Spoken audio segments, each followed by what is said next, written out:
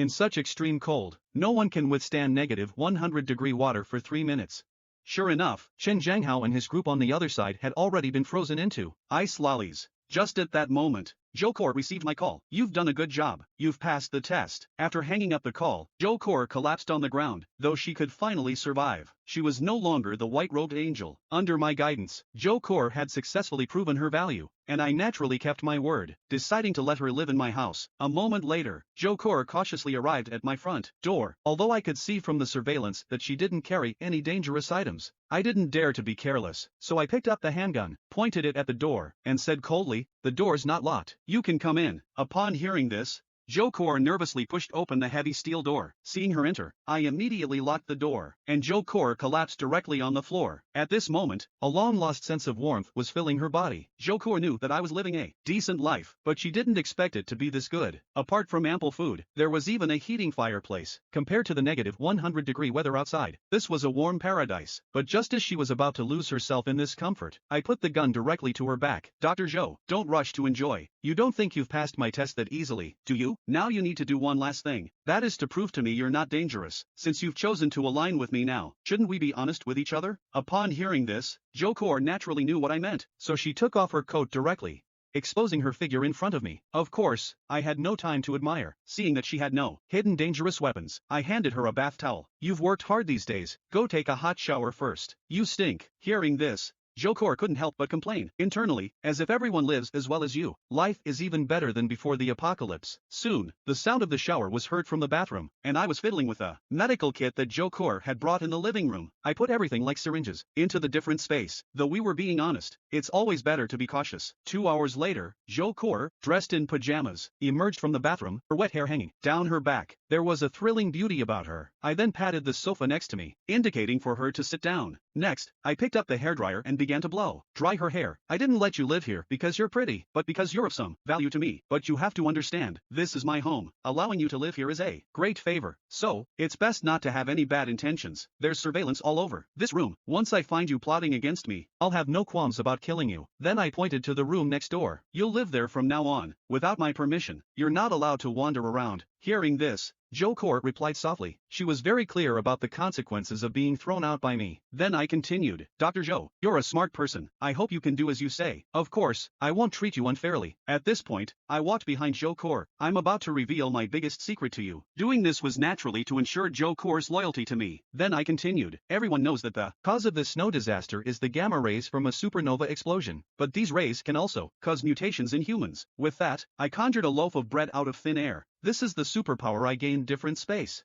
I can store any supplies in it. Seeing this, Zhou Core also suddenly understood. No wonder I was living such a comfortable life. I must have stored a lot of supplies in advance. Then I continued, "Dr. Zhou, you're a smart person. Only by following me can you enjoy all my supplies. Will you have food to eat, hot water baths to take? Once I die, the supplies in the different space will disappear with me. So, you can only survive if I survive. Right now, I don't fully trust you. You need to exchange labor for rewards. So, from now on, you'll be responsible for all the housework." Just as Zhou Core was about to agree, I interrupted her. "Besides this, what else can you offer me?" Upon hearing this, Zhou Core's cheeks suddenly turned red. Being a smart person, she naturally knew what I was talking about. The next day, I looked at the still sleeping Zhou Core with mixed feelings. Having a woman around in the apocalypse is quite nice. If I were alone, I fear I might have a mental breakdown one day. Then I knocked on the door, signaling Zhou Core to get up for breakfast. Zhou Core woke up from her sleep. This was the best sleep she'd had since the apocalypse began. Then she dressed and came into the living room. Afterwards, I smiled. "What are you waiting for? Hurry up and eat." Hearing this, Zhou Core didn't hesitate. She picked up the hamburger on the table and started eating it hungrily. Seeing my half-smiling expression, Zhou Core realized her eating manners were not good, so she sat up straight like a well-behaved child. After Zhou Core was full, I tossed her a thermal coat. This coat is a high-tech product from before the apocalypse. It can withstand temperatures down to -100 degrees. Then I gestured for Zhou Core to come out with me. Zhou Core was puzzled. "What are we going to do?" At this, I gave a cold laugh. "Obviously, we're going out to smash those icicles to pieces. Those scum, even if they're frozen into icicles, are still disgusting to look at. Of course, I mainly want to set an example." Hearing this, Zhou Core started to think, holding the baseball bat. Although these people were indirectly killed by her, she still hesitated to smash them. Before she could think too much, I made a gesture of invitation. Dr. Zhou, it's your turn to take the stage. Seeing this, Zhou couldn't say anything else. She immediately climbed over the balcony and went to the other side along the board. Then, she raised the baseball bat in her hand and smashed it down on the people frozen into icicles. Watching this, I took out my phone and started recording. Seeing this, Zhou was puzzled. Are you recording? I want to show those dishonest guys who's in charge of this building now. At this, Zhou didn't hesitate and continued to swing the baseball bat in her hand. At this moment, she didn't care about her angel in white image, as long as she could survive. That's all that mattered. However, what she didn't expect was, right after I posted the video in the owners group, not only did the neighbors not blame her, they applauded her. Some even wept for joy at the sight. After all, Qin Zhanghao had been domineering here for a long time and there were no few owners who had died at his hands. Now, seeing Qin Zhanghao get his comeuppance, they were naturally overjoyed. But before they could rejoice for long, I directly began my ascension ceremony in the owners group. From now on, this building will be under my Zhang Yi's rule, or else you'll end up like Qin Zhanghao. Then they remembered the video was posted by me, so they all started to flatter me in the group. Upon seeing the message, Fan Yuking was the first to call me. I was surprised to get her call. I didn't expect this bitch to still be alive. I heard Fan Yuking say pitifully on the other end of the phone, "Brother Zhang Yi, Qin Zhanghao is dead. Can I come to your house for food and warmth? I don't allow you to be with that woman. Zhou, you belong only to me." Hearing this, I just laughed. So, you're not dead after all. Hearing this, Fan Yuking seemed to understand. I get it now. Brother Zhang Yi thought I was dead and that's why he's with that woman. Zhou, right? I'm coming to live the good life with you now. But her best friend and Wang Min were not happy about this. Their miserable lives were all because of Fan Yuking. They would naturally not allow Fan Yuking to have a good life. Soon, the sound of the three women fighting with each other came from the other end of the phone. Seeing this, Zhou hurried over. She felt a sense of crisis at this moment, afraid that I would run away. This scene suddenly gave me a wicked idea. Fan Yuking, in the last life, you made me turn into shit and despair. This time, it's your turn to experience despair. I immediately sent a cozy photo of Zhou and me to Fan Yuking. Then I expressed regretfully, "Fan Yuking, you're a good person, but I've found true love now. Let's not contact each other anymore. I don't want her to get the wrong idea." Upon hearing the voice message, Fan Yuking hurriedly broke free from Wang Min to pick up her phone. After seeing the photo, she exploded. "Zhang Yi, the one who truly loves you is Fan Yuking. Zhou is only with you for the food." Hearing this, I laughed. "Aren't you the same? Moreover, Zhou is far superior to you in every way. How could I give her up for you?" After reading the message, Fan Yuking burst into tears. "I don't believe it.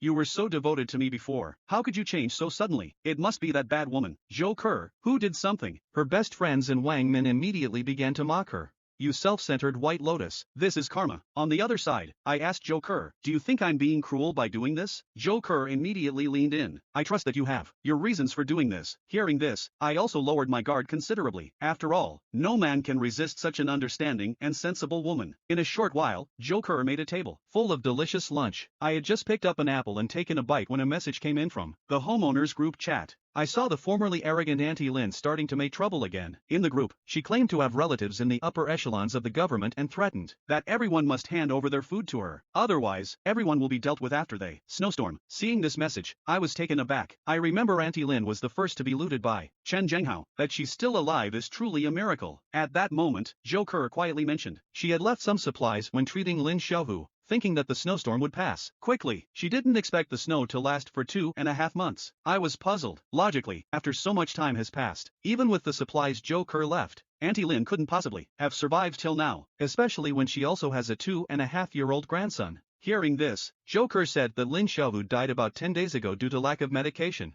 Hearing this, it suddenly clicked for me. It seems that Auntie Lin has eaten her precious grandson. Zhou naturally knew what I meant. Having been under Qin Zhanghao's control for 2 days, she has become quite numb to the concept of cannibalism. Just then, my phone suddenly rang. Seeing that it was Uncle Yu calling, I picked up the phone to answer and asked what was going on. On the other end, Uncle Yu looked awkward. Uncle Yu, as one of the few good people left after the apocalypse and also a martial artist, was someone I naturally wouldn't refuse. Uncle Yu hesitantly stated, Xiaolini's daughter, Kang Bao, is running a fever and she would like to borrow some fever-reducing medicine from me. Uncle Yu, who has been single all his life, was probably tempted by the young and attractive Xiaolini. After being single for 40 years, how could Uncle Yu resist such temptation? So, he became the willing victim of this scheming mother. Hearing this, my expression faltered. This Xylinii is indeed not simple. Among all the homeowners, only Uncle You and I have stockpiled supplies, yet she managed to make the most correct choice among many. But I didn't think much of it. After all, it's someone else's family matter and this could be an opportunity to win over Uncle You for future use. So, I smiled and said that I still have a few boxes of fever reducing medicine and asked Uncle You to come pick it up later. Hearing this, Uncle You was overjoyed and profusely thanked me, even swearing that if I ever need his help in the future, he will do his best to assist me. At that moment, Jochier leaned over and asked, "Do you have a good relationship with Uncle You?" I answered indifferently. People interact mainly for mutual benefit. Uncle You is a kind and honest person. Having him owe me a favor might be useful later on. Moreover, I don't want to see a retired soldier like him lose the last glimmer of his humanity in these apocalyptic times. Soon, there was a knock on my door from Uncle You. "Is little Zhang there?" "It's you, Ji Guang." Hearing this, I looked through the door's monitor. Unexpectedly, Xylinii also came along. She anxiously asked from outside the door, "Our Tangbao has a high fever? Zhang Yi, please help us." Before she even finished speaking, I tossed a box of fever-reducing medicine through the small door window. "Give it to the child quickly. Don't waste any more time." Uncle You hurriedly picked up the medicine, then said with a look of gratitude, "Zhang Yi, thank you so much. You've helped me out twice already in this apocalypse." Just then, Xylinii stepped forward and pleaded, "Zhang Yi, do you have a heater? Could Tang Bao stay at your place for a while? We'll leave once she gets better." However, I saw through her little scheme immediately. You're probably wanting to take a mile when given an inch. So, I spoke calmly to those outside. "Sorry, Monsieur, these are special times, and I can't easily let outsiders in. Plus, we're almost out of coal. We're even resorting to wearing 8 down jackets each to keep warm." At that moment, Uncle You quickly intervened to smooth things over. "Zhang Yi has already done us a big favor. Let's not make things difficult for him." However,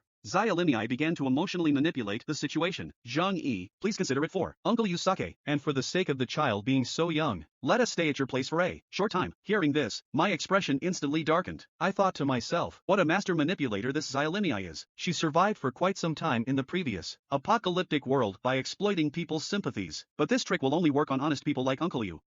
So, I calmly replied, "If this were before the apocalypse, Monsieur, I'd have no problem letting you and your entire village stay. But now it's the end times, and all the tenants in the building want to take over my place. I hope you understand." However, Xylinii wasn't giving up. "You let Zhou Kor stay, didn't you? If she can stay, why can't we?" Hearing this, I chuckled. "Zhou Kor is my girlfriend. If she doesn't stay at my place, should she stay at yours?" Zhou Kor was surprised to hear this, although she knew I was just speaking casually. Having a dependable man to rely on in these times is what every woman desires.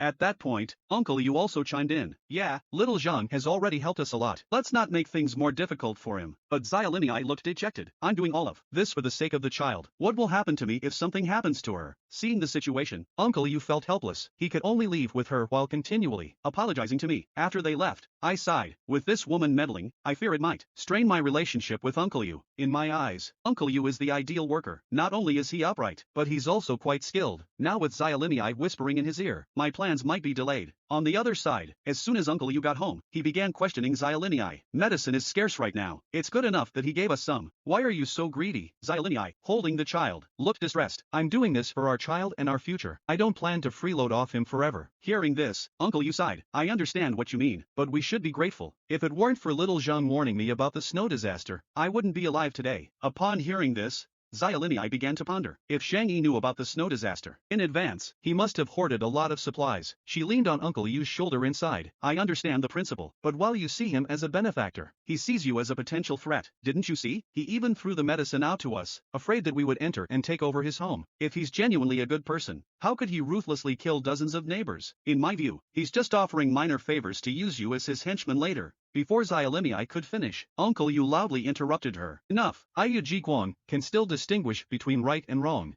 Please don't speak like this anymore." His angry outburst startled Xylinii, who then apologized repeatedly. She knew that Uncle You was now angry and would have to find another opportunity to stir the pot. Uncle You then left, his face stern, though he is honest and straightforward. He's not foolish. He knows exactly what Xylinii is thinking. Xylinii looked at the sleeping Tang Bao with a grim face. "To survive in this apocalypse, I must be ruthless." Now, the deadly cold has persisted for 75 days.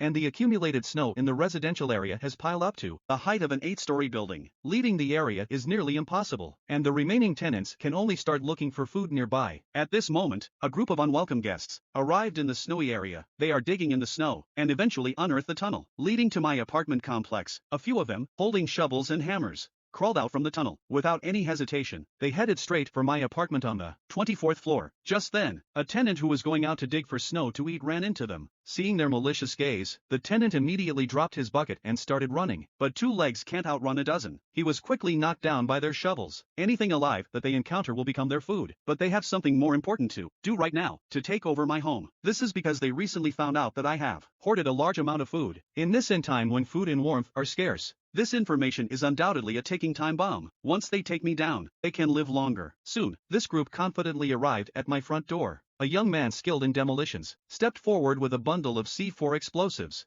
After lighting the fuse, he sprinted towards the end of the corridor. Moments later, a deafening explosion resonated throughout the building. The loud noise instantly jolted me awake. Given the situation, I couldn't afford to think too much. I hurriedly grabbed my handgun and checked the surveillance equipment. I saw a group of unfamiliar faces sneaking around at the end of a hallway discussing something. From the tools they were holding, I quickly confirmed their identity. They were a group of construction workers from the neighboring building. I remember that their group consists of about 20 or more people, and the fact that they're boldly heading for my place indicates that news of my stockpile has leaked. Outside my door, the group seemed puzzled. Old donkey, what kind of crappy bomb did you bring? It can't even blow open a simple door. Hearing this, old donkey rubbed the back of his head. Maybe the explosives got damp, reducing their potency. Why don't we just break in? We're professionals at tearing down buildings. Hearing this unfold on my monitor, I was instantly furious. If the tiger doesn't show its might, you think I'm a sick cat, huh?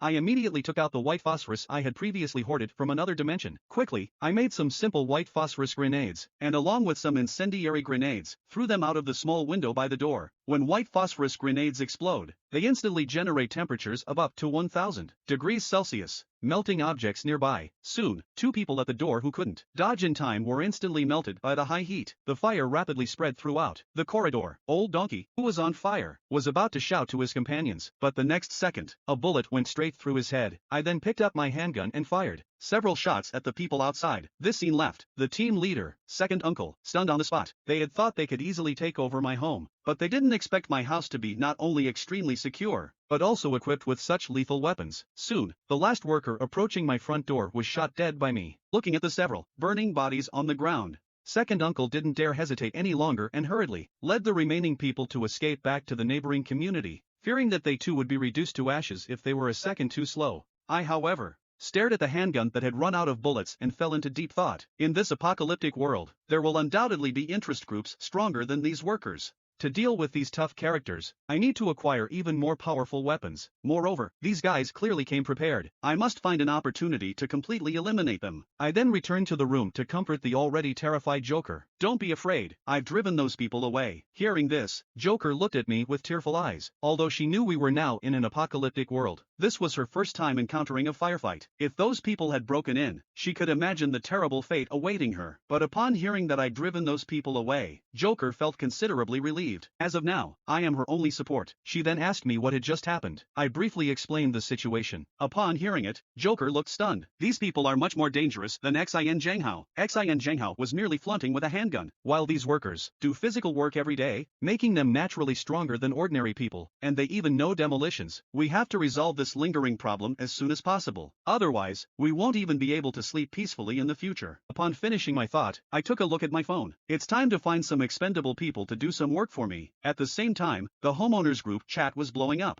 I simply explained the situation. In the group, upon seeing the message, the homeowners started to fawn over me. Cha and I, you are our hero. However, I told them that my weapons were almost depleted, and everyone would have to fend for themselves. Just then, Uncle Yu called me to inquire about my situation, and mentioned he knows the leader of those workers, a man named Huang Tianfan. Under his leadership, dozens of homeowners have already been harmed in the past few days. Hearing this, an idea instantly formed in my mind. Uncle Yu, can you provide me with more details about them? That way, I can discuss plans with everyone to deal with them. Uncle Yu told me that this group comes from the building next door, and are part of a group called Heavenly United Gang. The gang consists of more than 20 members, with Huang Tianfan as the ruthless leader. His misdeeds are no less than those of Chen Zhanghao. Hearing this, I decided to collaborate with the homeowners on the 25th floor to counteract these workers. They've suffered a significant loss at my hands this time, and will definitely look for another opportunity to strike back. Unless we eliminate them, nobody will be at peace. The homeowners in my building are the sort who only respond to force, and would not easily agree to unite against external threats. What I need to do now is wait for the right moment. I then turned to Joker beside me. These neighbors might show respect to me on the surface, but they've loved to tear me down behind my back.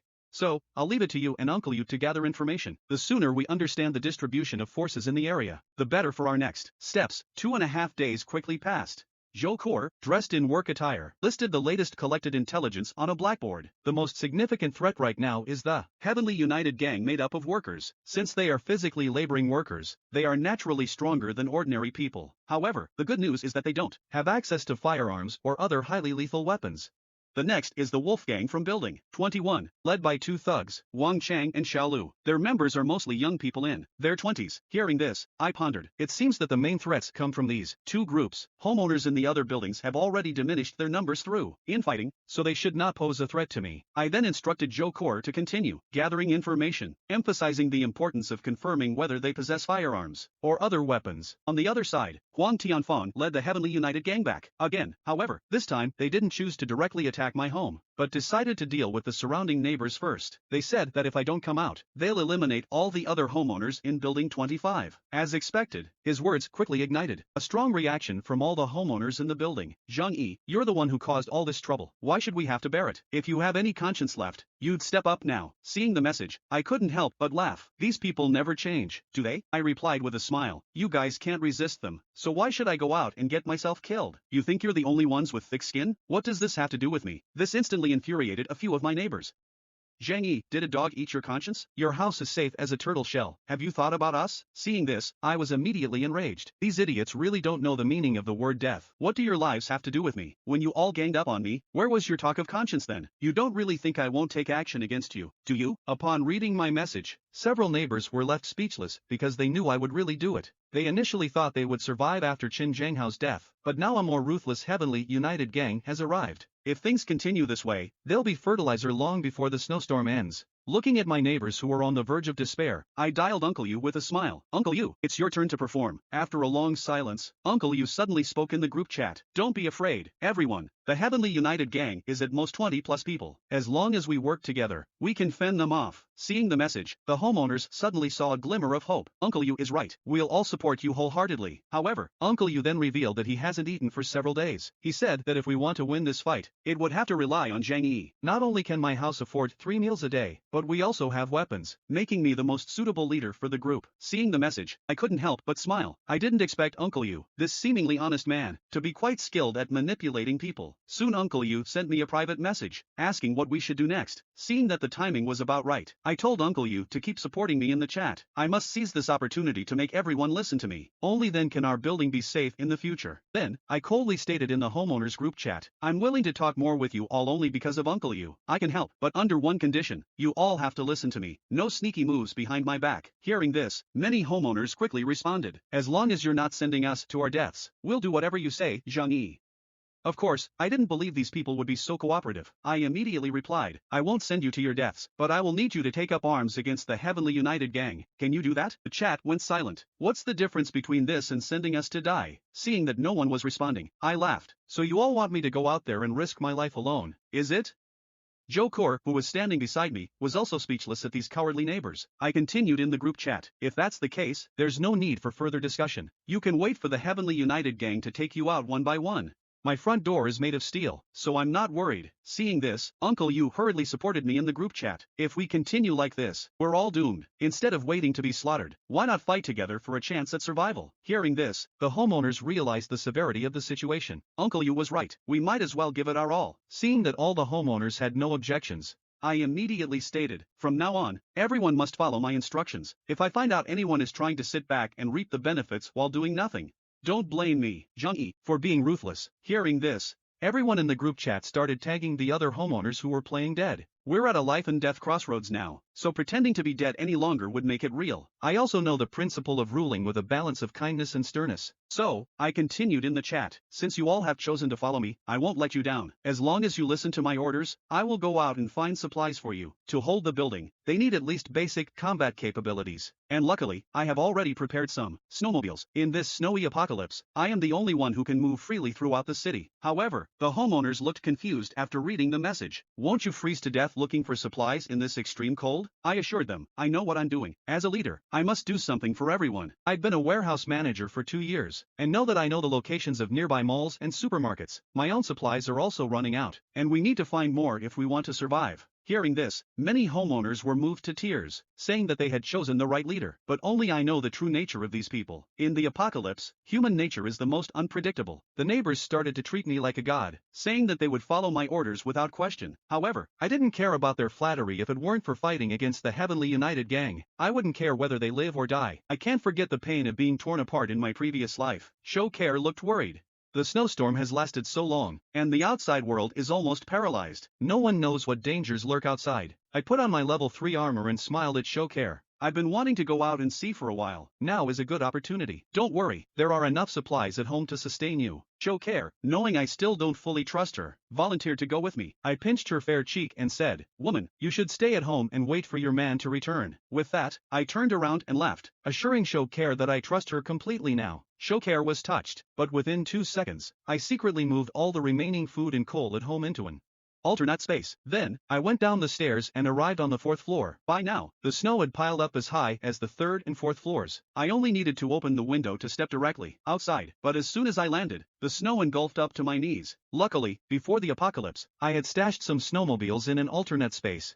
Otherwise, it would be impossible to move. In snow piled meters high, I looked around and found that, apart from the sound of the snowstorm, the neighborhood was utterly silent. Seeing no one spying, I took a snowmobile from my alternate space, unaware that a shadowy figure in the building above was watching every move. Riding my beloved motorcycle, I headed out of the neighborhood. I'd been cooped up at home for so long, I was starting to get cabin fever. Finally, I have a chance to breathe some fresh air. After satisfying my urge to speed, I drove the snowmobile to the Heavenly Sea City Police Station. The primary purpose of this trip was to find more powerful weapons.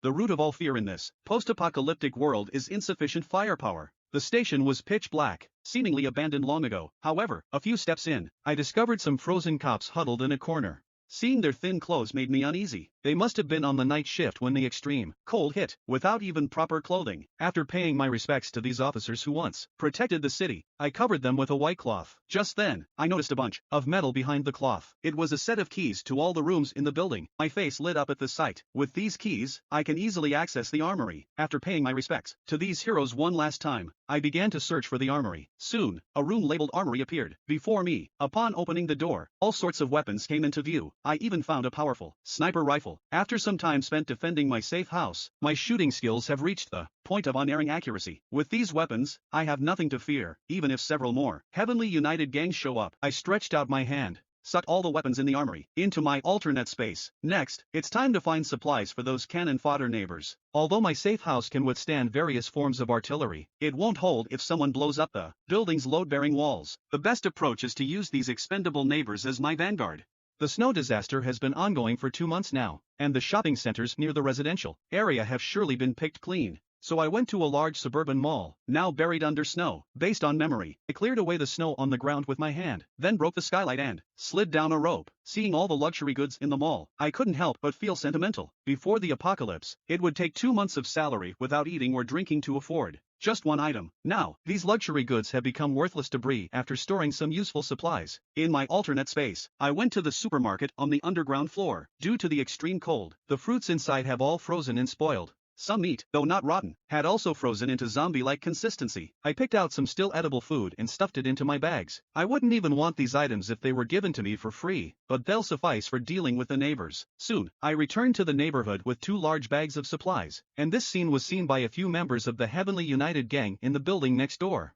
Seeing my snowmobile, Huang Tianfang's eyes immediately lit up. With such a vehicle, he could also easily go outside to find supplies in the future. The snowmobile's roar also attracted a crowd of neighbors, though greed was the prevalent emotion in their eyes. Uncle Yu, surprised, saw me carrying 2 large bags of supplies and said, "Little Zhang, you actually found this much in one go?" I sighed. With the snowstorm going on for so long, the local supermarkets have been emptied. Otherwise, I would have brought back even more. Despite the supplies being spoiled by the cold, it was enough to make all the neighbors drool. Seeing their eyes filled with eager anticipation, I immediately took out my handgun and warned, "I went through hell and high water to find these. I hope you appreciate that." Hearing this, Uncle Yu caught on and shouted, Zhang Yi has brought us hope for survival. Shouldn't we thank him? After that, he led the crowd in chanting, Long live Zhang Yi. Seeing everyone chanting my name, I knew it was time for me to make a statement. I had Joka pour out all the supplies I had found, and then I looked at everyone and said sternly, since you've all chosen to follow me, I won't let you down. But this is the most dangerous moment, and I, Zhang Yi, will not keep idlers. If you eat these supplies, you must pick up arms against the Heavenly United Gang. Just then, members of the Heavenly United Gang arrived at our building armed and shouted, hand over the food, or don't blame us for being rude. Seeing this, I knew the opportunity to test these neighbors had arrived. I pointed at the Heavenly United Gang members outside and said coldly, anyone who can take down one of them will be rewarded with 5 people's worth of food. Hearing this, the neighbors hesitated for a moment, but seeing only 10 members of the Heavenly United Gang outside, and considering they were a group of several dozen, they felt emboldened. So the neighbors, as if injected with chicken blood, armed themselves with pots and pans and charged. Seeing this, the Heavenly United Gang members were stunned. These usually cowardly people, how come they are so brave today? Soon, both groups were fighting fiercely in the snow. For the sake of food, everyone was seeing red, and even if they were injured multiple times, they felt no pain. This was exactly what I wanted to see. I'm no saint, but if these neighbors are willing to fight for their lives, I certainly won't hesitate to provide them food. At this point, Uncle Yu shouted, everyone, let's go. They are not in the majority and can't hold on for long. With the addition of Uncle Yu, a retired soldier, the battle quickly turned one-sided. Seeing they were no match, the remaining Heavenly United Gang members fled towards their building without looking back. Witnessing this, all the neighbors picked up their weapons and cheered. This was their first victory fought for their own survival. Show care sight at the sight of it all. Though we won, many people were severely injured, and without professional equipment and medication, they likely won't survive for long. Moments later, I gathered all the neighbors in the building's lobby. You all did very well. As you've seen, this is the power of unity. As long as we work together, even the apocalypse may not be insurmountable. I then turned to the 2 young individuals who performed the best in the battle. You both did extremely well. Keep up this momentum moving forward. I then handed them 2 portions of food. Seeing this, they were so moved that they burst into tears, finally able to eat a full meal in this apocalyptic world. The rest of the neighbors were filled with regret, wishing they had given it their all. This was exactly the kind of attitude I wanted to see, so that everyone would fight against external enemies without holding back. I then gestured broadly, calling the remaining people one by one to receive today's food. The neighbors who received less food were filled with regret, wishing they had contributed more earlier. Soon it was the turn of Su Hao, a wealthy second-generation individual, to collect his food. I tossed him a small piece of candy. This is your food for today. Seeing that others had at least a piece of biscuit, and he only had a candy, he immediately roared, this is not fair. Why do I get so little food? I responded coldly, you have the audacity to complain? Others were fighting on the front lines, and you were merely shouting slogans from the back. Giving you a candy is already being extraordinarily generous. I hope you appreciate what you have. Hearing this, the neighbors who received less food felt a lot better. At least they weren't at the bottom. Who would have thought that Su Hao would try to argue at this point, saying, there were so many people fighting, I couldn't even find a way to get in. I just laughed. I only care about results, not the process. If you couldn't find a way in, that's on you. Hearing this, Su Hao became furious. This is unfair. You're clearly targeting me. As soon as his words fell, I gestured for 2 neighbors to restrain him. Who do you think you are to talk about fairness with me? The woman next door in her 40s managed to get in and throw a few punches.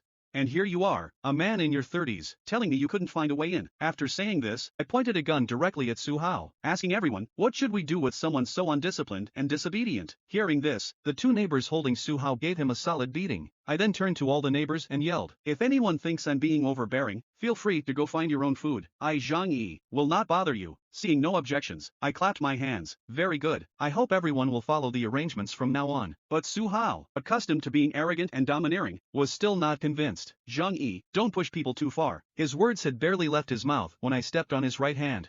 Su Hao, face the reality. We're in a post-apocalyptic world now. You can't go back to your cushy life. I, Zhang Yi, won't support a waste like you is only good for eating. I hope everyone takes this as a warning. I then asked Zhou Kor to collect the remaining food to be distributed later. But just then, a voice sounded from behind the crowd. Brother Zhang Yi, I haven't received any food yet. Fang Yuqing and her best friend pushed their way through the crowd. Brother Zhang Yi treats me the best. You definitely didn't forget about Fang Yuqing, right? Hearing this, I couldn't help but laugh. Of course, I haven't forgotten about you too, because there was never any food allocated for you two in the first place.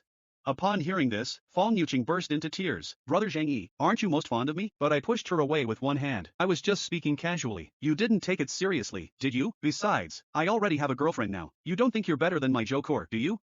Please stop bothering me from now on. Zhou Kuo naturally came over and acted affectionately with me. Seeing this, Fang Yuqing cried even harder. This can't be. You've been fawning over me for years. How can you go back on your word like this? At that, I just laughed. Before the apocalypse, you thought your looks could bait a whole Pacific Ocean of fish. But now we're in the post-apocalyptic world. How many packs of instant noodles do you think your face is worth? At this point, Su Hao, who was lying on the ground, chimed in.